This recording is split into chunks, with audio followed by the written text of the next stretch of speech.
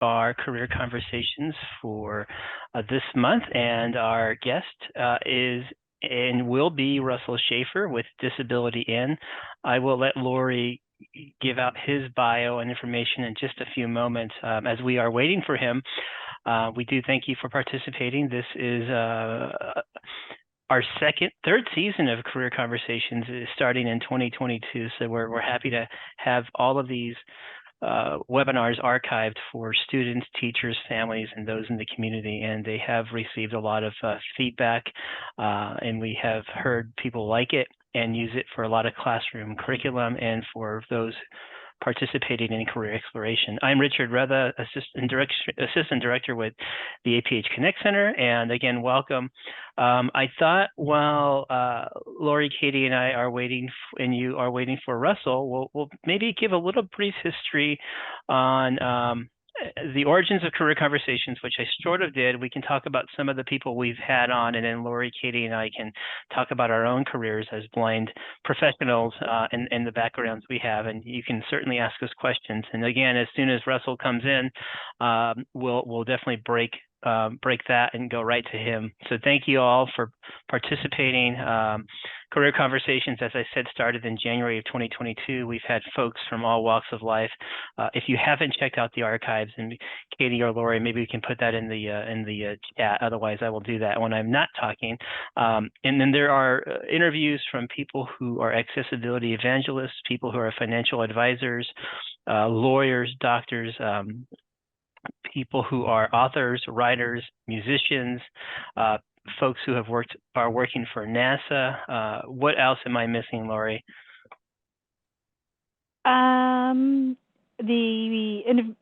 Cassie, the low vision embalmer. Yes. And mortician. That was very, very interesting. And Satana, who is a award-winning voice talent. So those were two that were really good. And did you mention who are some of our upcoming ones? I think you did. No, I was going to do that. Okay. I wasn't sure if you had anything else to add. So for October, we will be meeting the second Thursday in October, and for that, we will be having Ron Brooks, who is the CEO of Accessible Avenue, a company that works on transit accessibility for people with all different types of disabilities. And Ron has a very interesting work history as somebody who is blind and has worked in transit for close to 30 years, I believe, and in all different things. Actually, when I lived in New York, I had a paratransit driver that knew him from when he was in another state, and he was actually even doing dispatching then. So interesting guy. Well known, yes. And very, very well known within the transit industry, yes. Yep. And then in November, we will be having Fitzville Martin, who, again, is an award-winning audio producer from New York within the hip-hop field, and that will be a very interesting discussion. And Fitz does a lot of work within music industry, and he also he does the sound aspect, but they also do videos type of stuff as well. So those are two that we have coming up that will be very interesting. What I wanted to add was that if you have or haven't checked out Career Conversations, if there are people who you know in your network who are blind or low vision who you would believe would be a good interview, we like to do these interviews where we interview them for 10 or 15 minutes, and then we open it up, as we do for all Career Conversations, to the audience to ask questions. And that formula has seemed to have worked. And if you've seen those and watched those on YouTube, you'll get a kind of an idea of how Career Conversations flow. And we usually run the entire hour. So again, please take a look at those. Plenty out there. And I'm just sending Russell a quick message, just in case he's on email. So Lori and Katie, let's talk about what we do, or what our kind of what had brought us to APH. What is our career path? Maybe let's start with you, Katie. Katie's our digital content manager for APH, and she works here at the Connect Center with our Vision Aware resource. Katie, what do you currently do, and how did you get to APH? We'll kind of go backwards. Okay, well, I will keep it short since I know you want to get to Lori, and but I came to APH. I've had kind of a broad career path. Most of my experience has been in federal government work or nonprofit work. So I went to college. Following high school, I attended public school for all my education, and then went to college, received a degree in the field of communications. And during my time in college, I was offered an internship with the federal government, which I took, and that then led to me receiving a job offer from them after college. I had been unemployed for 9 months and was kind of nearing the, oh, what do I do next phase of my journey, and was offered the federal job and took that. So I did, and then from there, worked in that position for 5 years, and then moved on to be an executive director of a small nonprofit agency here in Ohio. And from there, moved up to work at The Ohio State University, where I did some digital accessibility work. And then I went to work for my state's vocational rehabilitation agency in our administrative office, doing some more work with accessibility and program management. And then ended up here at APH almost 2 years ago now. In October, it will be 2 years already. So it's a great team. And at APH, I'm really using some of my communication skills to help coordinate content for the Connect Center, as well as, I help with webinars and events that we have, such as this one. I also help with some accessibility advice and help. We just recently launched our new website at the beginning of August. So if you haven't checked out the new APHConnectCenter.org site, we invite you to do that. We really redesigned the whole site, and that was a huge lift for the team, and we're still working on that. But it's great to get to use my skills to not only help bring content and resources to people who need them, and also to be able to share the great work that we do and help the field. It's a really awesome job that I'm privileged to have. Fantastic. And if you have any questions for Katie, go ahead and put those in the chat. And maybe Laura, you can tell us a little bit about what you do here with the APH Connect Center for our career and employment, and how you got there. Sure. So I served on the APH Professional Advisory Committee for a little while, and at that point, I was studying to be a vision rehabilitation therapist, and also working part-time as a certified work incentive practitioner with people with all different types of disabilities, including blindness, who were looking for employment.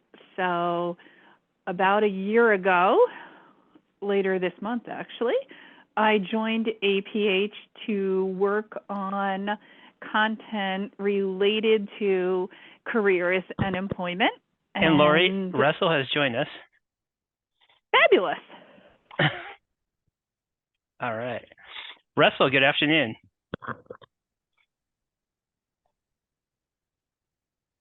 I thought I saw Russell. He is here. Let me getting his mic. You're muted, Russell. So if you just need you to unmute.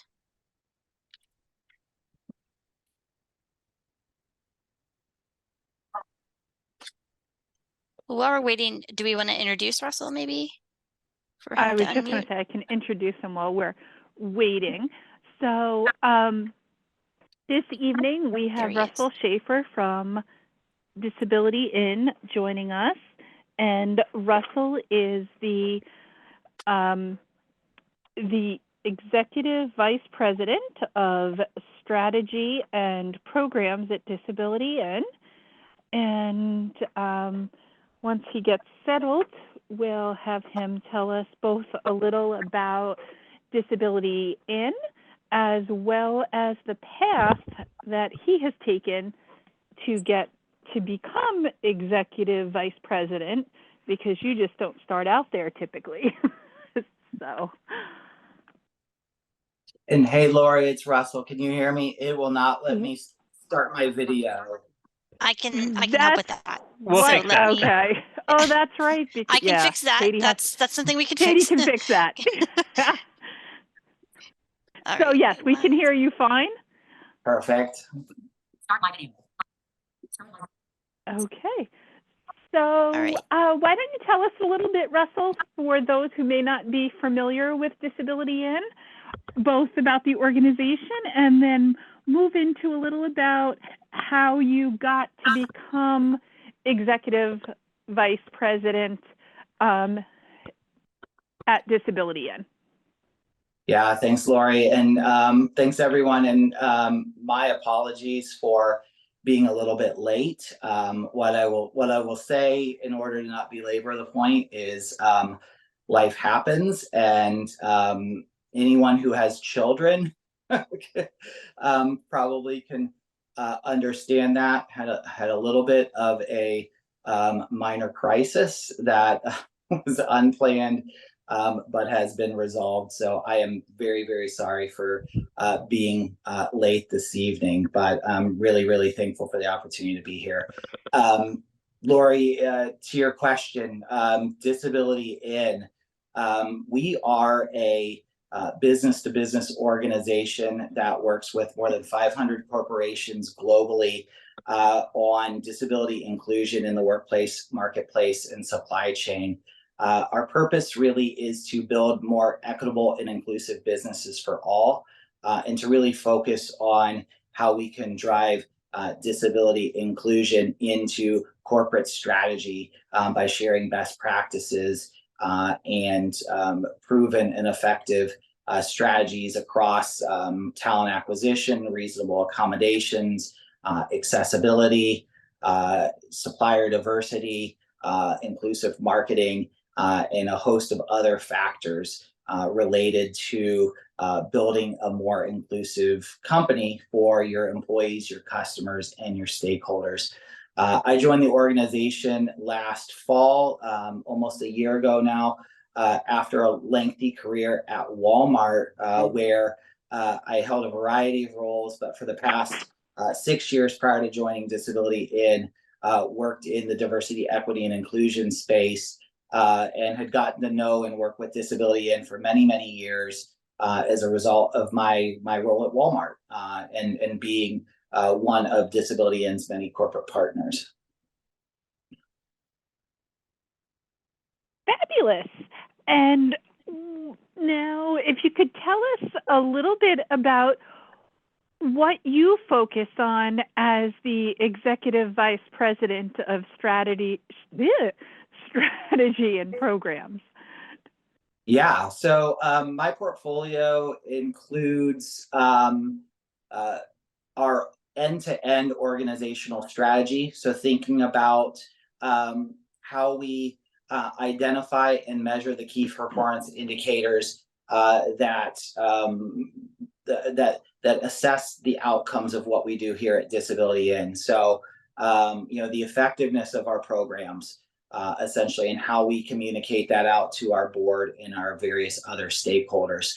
And then also thinking about how do we grow and evolve the programs of the organization to fit the ever-changing needs of an ever-growing number of companies, but also an ever-evolving set of needs within our companies. So I have the great pleasure and privilege of leading the leaders that that manage our signature programs here at Disability Inn, including our accessibility program, our learning and workplace development programs, which includes all of our webinars, our Disability Inn Global Conference and all of the learning content that happens there, as well as a new offering of what we're calling course catalog trainings on various disability inclusion topics, and then an early career talent accelerator professional development program that we're launching next year. That's our learning and workplace development programs.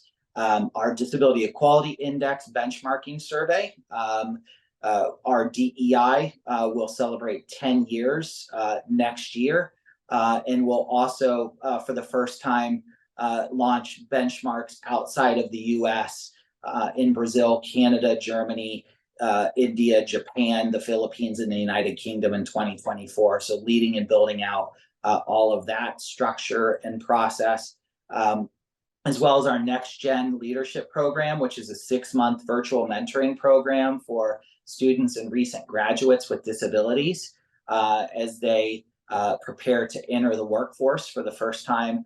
And then finally, our Supplier Diversity Program, which Disability Inn is the leading third-party certifier of what we call disability-owned business enterprises, or DOBIes, as well as veteran disability-owned businesses and service disabled veteran disability-owned businesses.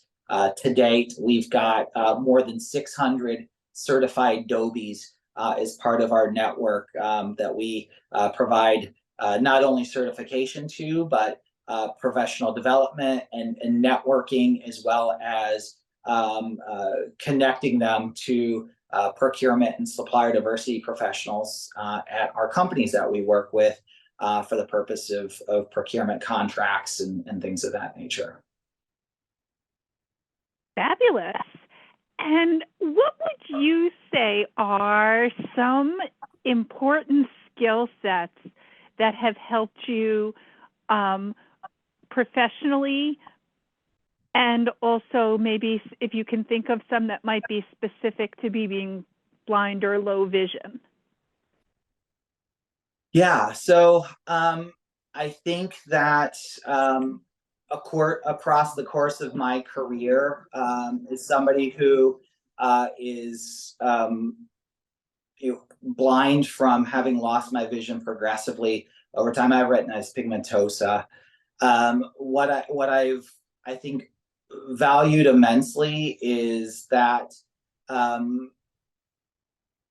clear and effective communication is key, and really being really crisp on details and not leaving anything up to interpretation or chance. I don't know, I certainly don't want to speak for others who have vision loss, but there's oftentimes people will assume, certainly when you can see that what's right there in front of you, on a slide or on a page or information, there's an assumption that, well, I put the information in front of you, you should be able to consume it, interpret it, and come to a conclusion, based upon what I put in front of you. And certainly for people with vision loss, we're missing a lot of input visually, certainly.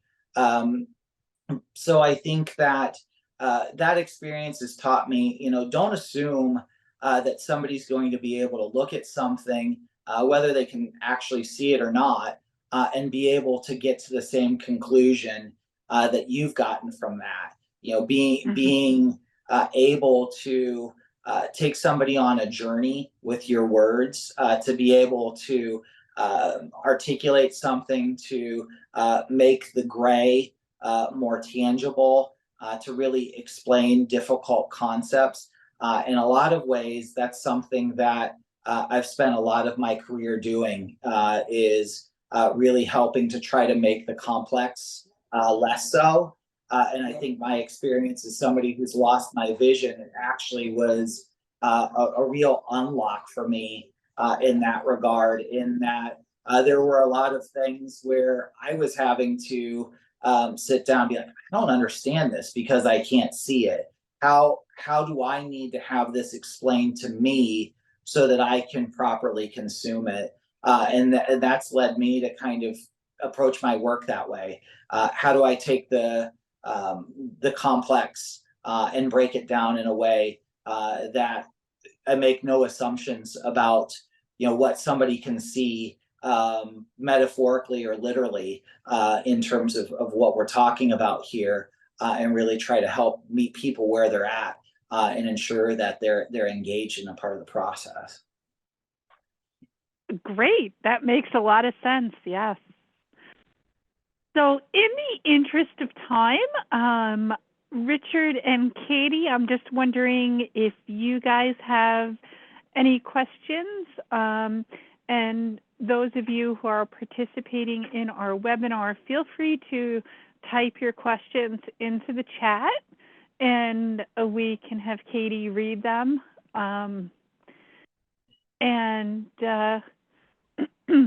So Richard, do you have any questions to add? We don't have any questions in the chat yet, Lori. So if you want to resume with your questions, we'll keep going. But we did put that in the chat while you were talking to ask folks to put questions down there. Fabulous. Thank you. So yes. So what are some skills or tasks that you think are important for people to be aware of, either in an executive position like yourself or at the entry-level position? So I would say, Lori, I think, for people with disabilities, people who are blind or low vision, regardless of your career level, it's really, really critical to have an honest conversation with yourself about what are my skills, and what, I always talk about it of like, what's your party trick? Are you really good at math? Are you a good public speaker? Do you have really strong skills with coding, or whatever the case may be? What are the things that differentiate you and make you highly effective, or stand out in a crowd when it comes to professional skill sets? And certainly as you matriculate through your career from an individual contributor type of position, just starting out, with skills being more tactical early on in your career, to advancing through a career to a position that might be more of a leadership position, managing people or building and executing strategy. Those skills grow and evolve. But being constantly honest with yourself around, these are the things that I do well. These are the things that I can contribute, because I think that's one of the things that, Lori, I've always found a little bit challenging around some of the ways in which we've historically thought about disability employment and disability hiring initiatives. Is we kind of take a broad brush approach to disability hiring sometimes, and think, oh, these are the jobs that people who are blind can do, or these are the jobs that people who are autistic can do. These are the jobs that we're going to carve out for these types of people with these types of disabilities. And I think that really negates the fact that we're all unique individuals who bring various interests and skills to the table. So doing that self-assessment of being really honest of this is what I want to do and this is what I do well, and seeking to point your career in that direction. That's kind of what I would offer. For me, early in my career, that party trick was writing. And I started early in my career as a copywriter.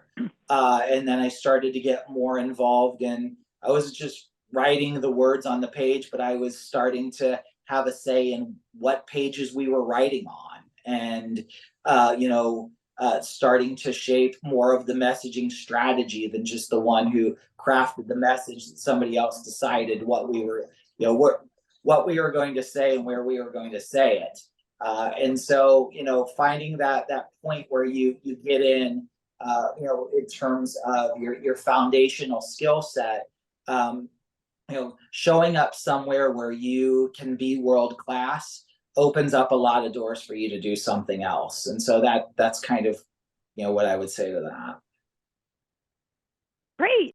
And is there anything that you have had during your employment that maybe has been a struggle for you and you found it to be a learning experience? I think sometimes, we all come across situations and people may just starting out may think, oh no, I had my first day or my first week of work and something happened, and it could seem very traumatic.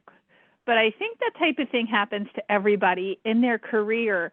And I'm sure even little things, sometimes can be annoying, but maybe you have an example of how you turned something that may have been difficult for you into something positive.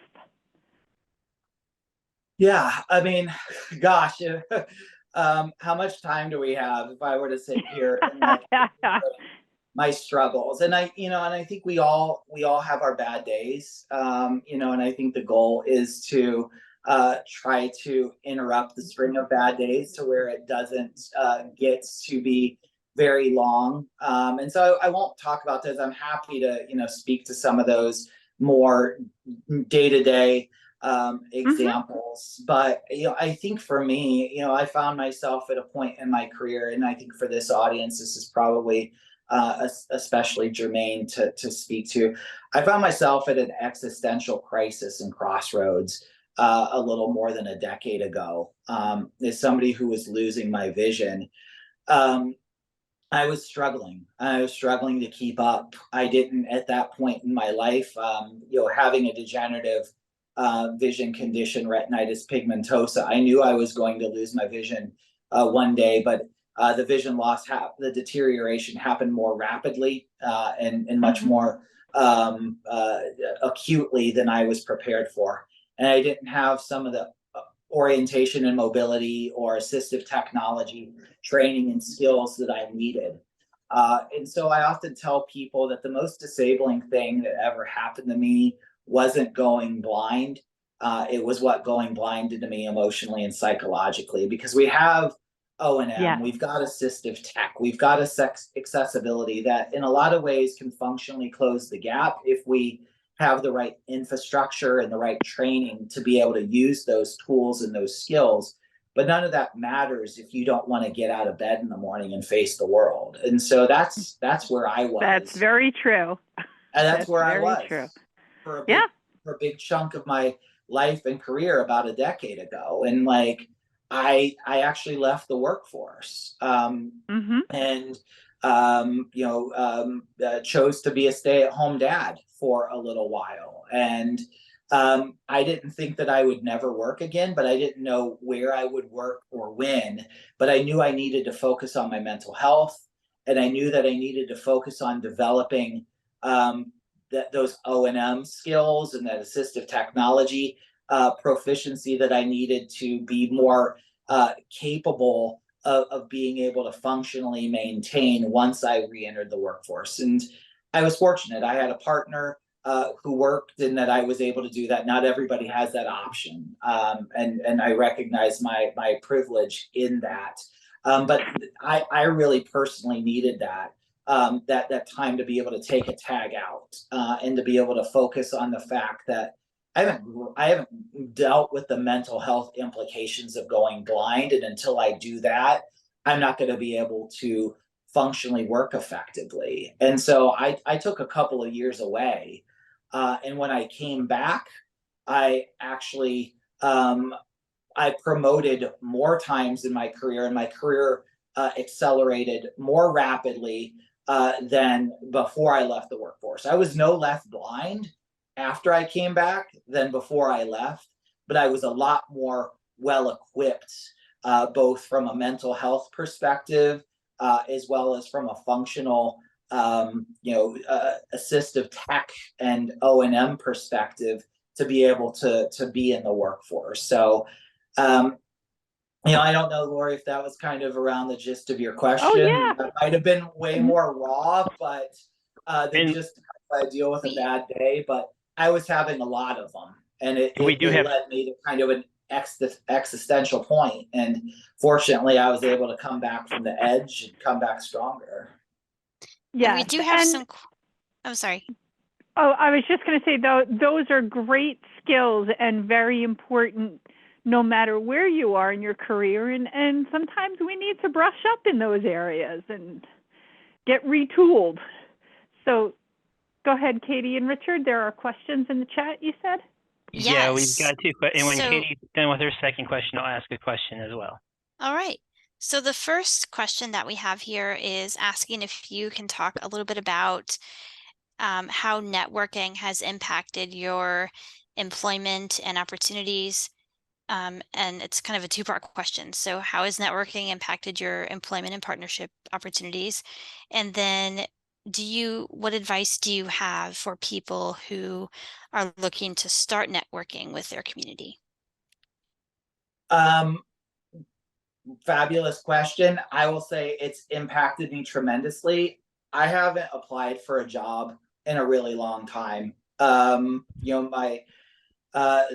last job change I made at Walmart, I was leading Walmart's disability employee resource group at the time when Walmart got a new chief diversity officer, and he was looking for someone to lead his executive communications. And by virtue of chairing the disability resource group, I had access to him, and he got to know me, and knew my background in corporate communications, and I was able to leverage a relationship and a network to get that job. And same thing, my role here at Disability Inn, when I was thinking about making the transition from corporate America, I wanted to tap into my network to find out what opportunities might be out there.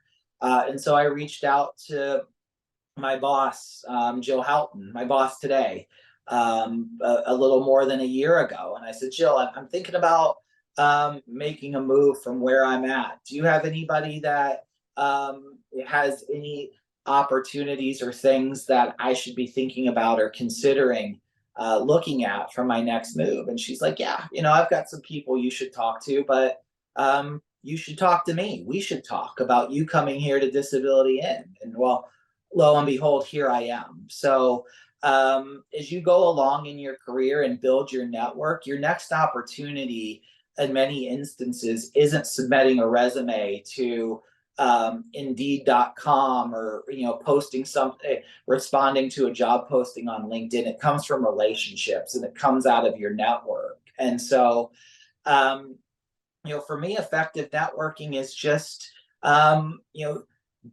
reaching out to people and starting those conversations of, hey, you do something that I find interesting. Can I get 30 minutes of your time to learn more about it? Or can we schedule some time from time to time to stay connected? And being responsive to those same types of things. I mean, another example, I just had a conversation yesterday with a graphic designer that I started a graphic design CEO that I started working with more than a decade ago at Walmart, and who I did a lot of work with as a vendor. Well, we're looking for a graphic designer to help us with some discrete projects here at Disability Inn. And I made that connection between my colleague who leads our marketing communications and this design CEO, who kept our relationship warm all these years. She wasn't expecting me to reach out this past week and say, hey, I might have a job for you, but I did, because she kept that relationship and that network strong. So you never know where your next opportunity is going to come from. So being responsive, not only to people who want to get to know you, but being a little bit courageous and stepping out of your comfort zone to say, you know what, I just find what you do interesting, and I'd love to get to know you. and that might be all it is. Or you never know, you might come calling on that person 5 years from now, for an opportunity or for a reference or whatever the case may be.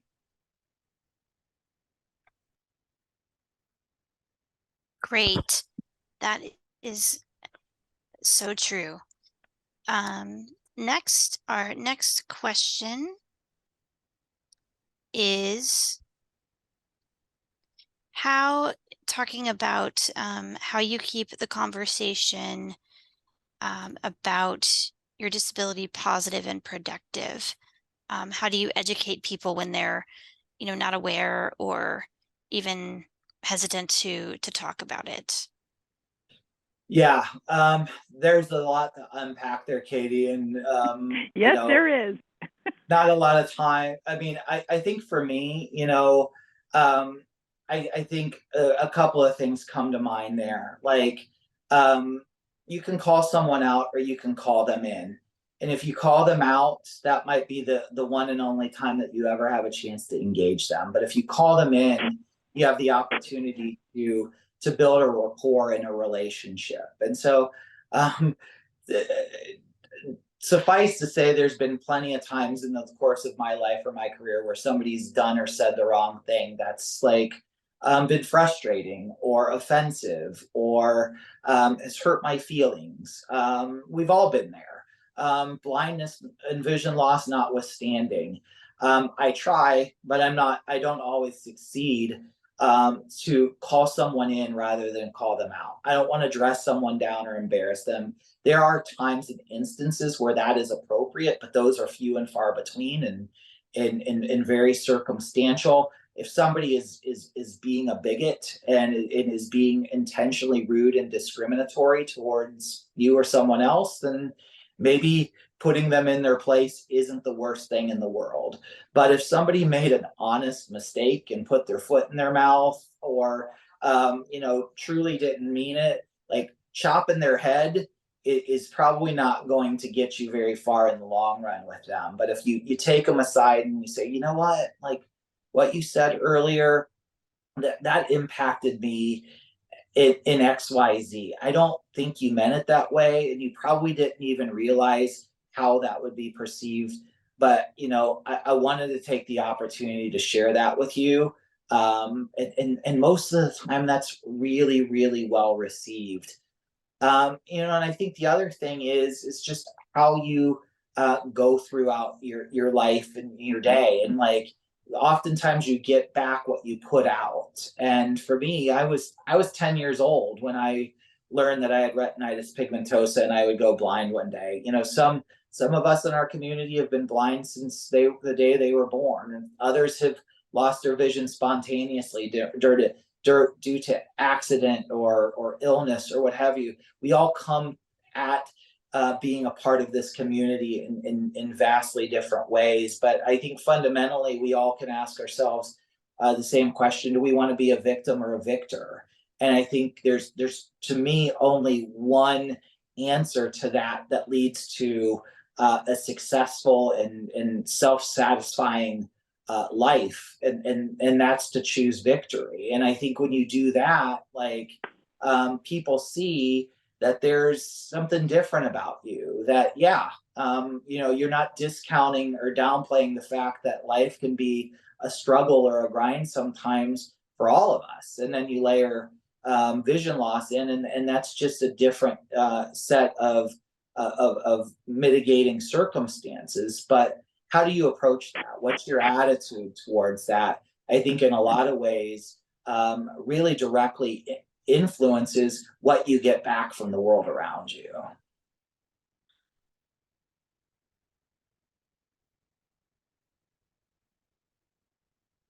Very good. And Richard, did you have a question? I think there were two more questions. Were there not, Katie? Yes. Sorry, I was I'm muted sorry. and had to unmute. All right. So what are some of the like 2 or 3 assistive technology products that help you in your life or career? Yeah, so I'm pretty basic, to be quite honest. I love tech, but I'm a creature of habit, so I'm not always an early adopter of things. Sadly, if you're looking for something to jot down of the latest and greatest, I'm probably not your guy. But I mean, I'm highly dependent upon my iPhone and my voiceover on that. And then on, I use JAWS on my PC. And so that's by and large the lion's share of what I use day in and day out.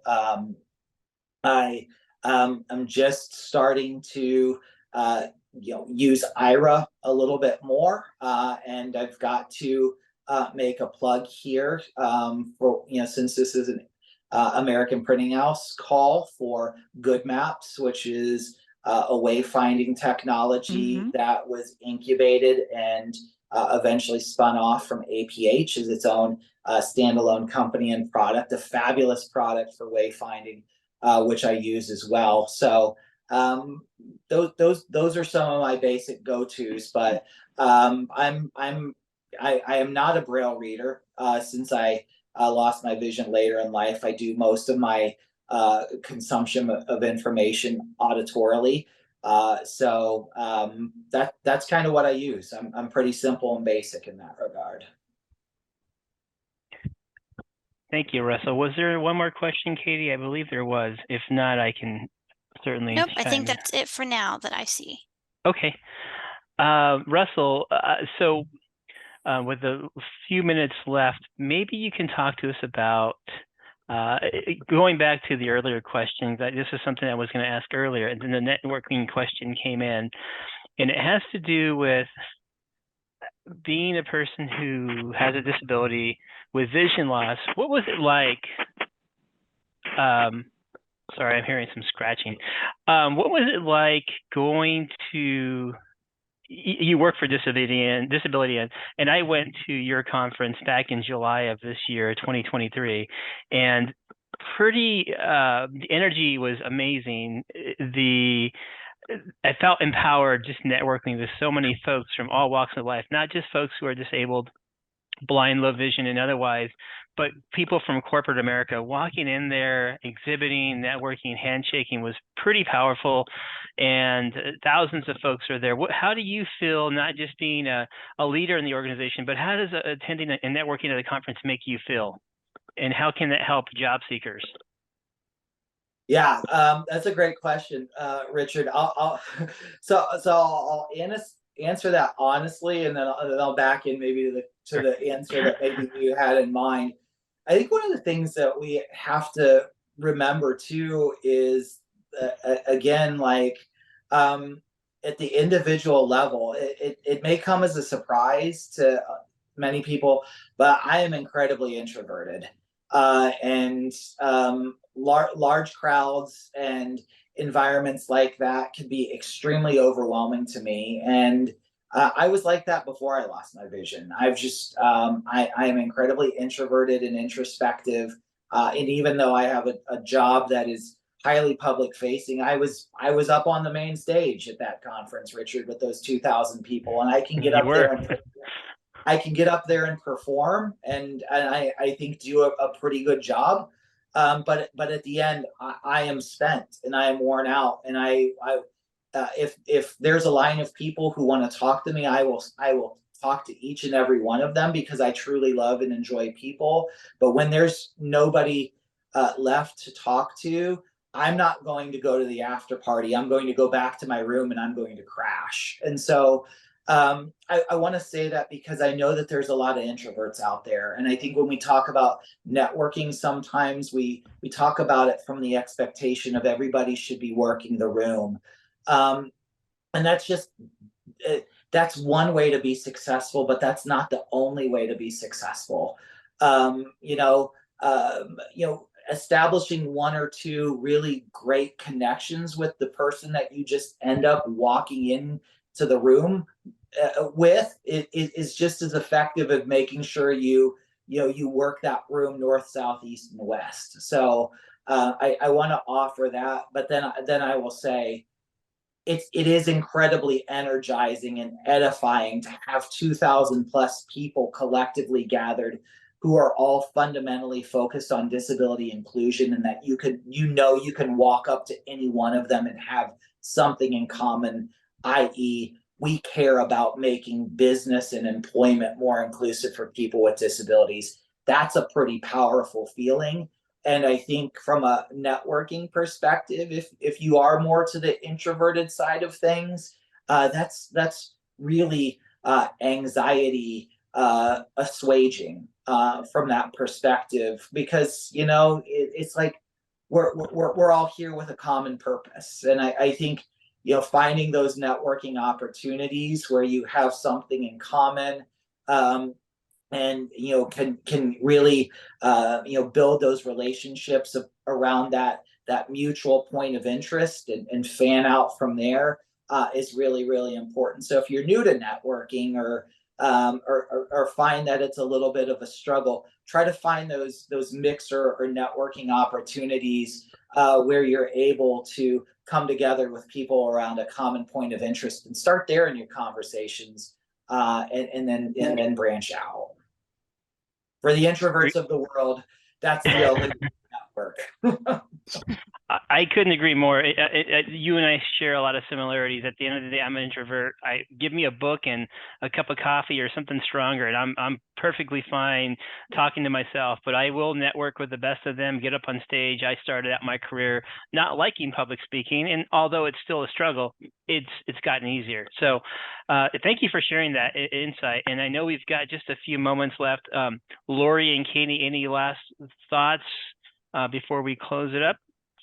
Oh, I couldn't agree more with what Russell just said, because I can get out there and talk, but you won't find me at the after party either.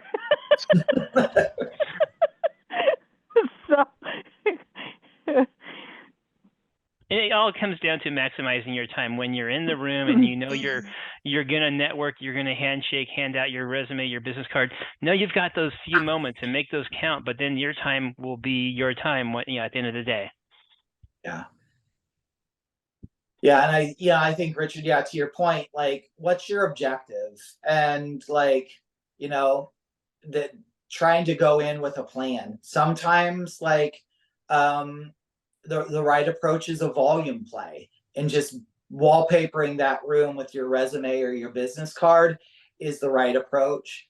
And sometimes it's like, what, I just need to establish a handful of really deep connections, because anybody in this room could be my next blank, my next employer, my next employee, my next supplier, whatever. And so you only typically find that out when you get a little bit deeper than surface level. So knowing what your goal is for a networking opportunity should really dictate what your strategy and approach is to that networking situation. Is it just canvas the room, or is it just try to go deep with a handful of people? For joining us for Career Conversations. We've also had you for Employment Connections. Both are archived. This will be archived as well. Thank you once again. And thank you, Lori and Katie, and thank you, our audience. We're gonna hit the stop button in just a second so Katie can do the closing codes.